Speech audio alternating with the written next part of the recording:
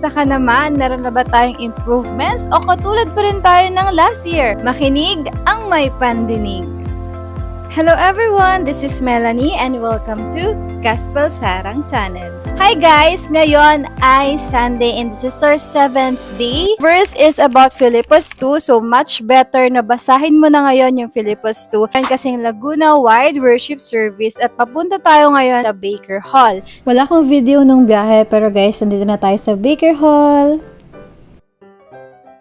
After natin ma-meditate yung Philippus 2, ito nga pala yung mga guide questions.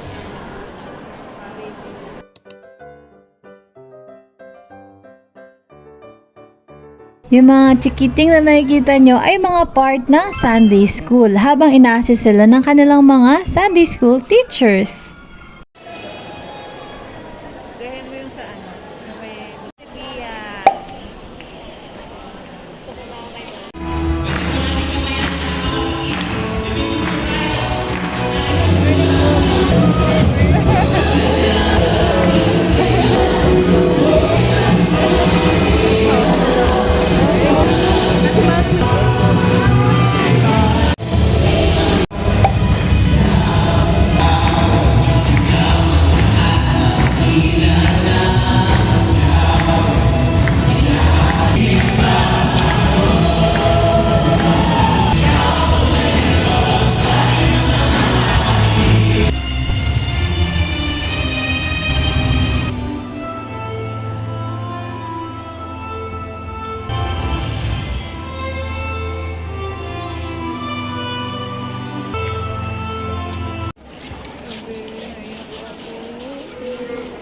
Buti na lang hindi halata kasi nakapasok.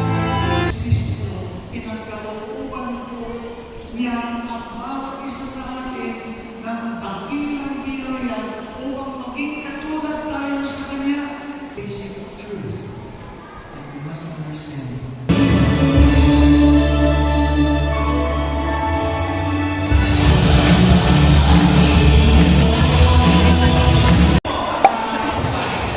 Thank you po.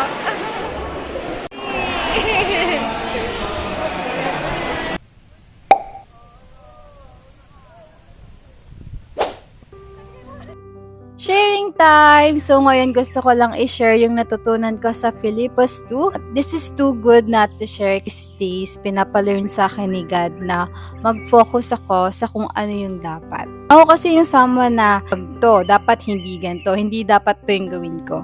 Instead of thinking like that, kailangan mag-focus ako sa kung ano yung dapat. Nagiging systematic na yung pag-obey ko. Ko dito, it's like para kung kumakanta na nakafocus ako na dapat dito high note, dito low note. Parang ganon. Instead of gawin ko siya, putting all the emotions while singing, then sa part na yon, doon lang gaganda. Doon maa-attain yung kailangan ma-attain.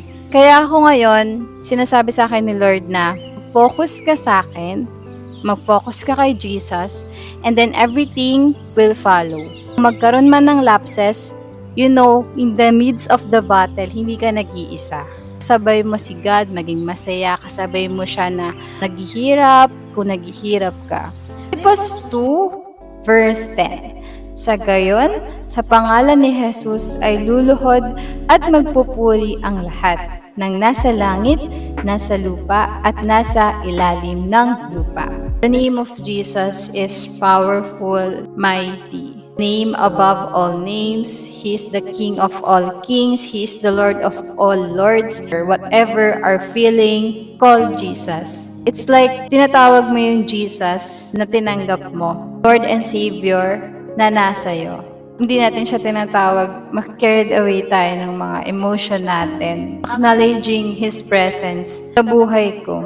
Madami tayong kilalang mga sikat na tao. Yung pangalan, kilalang kilala. What more pa na si Jesus Christ. Yun lang guys. Thank you guys for watching. Subscribe and help me share the word of God. Bye-bye!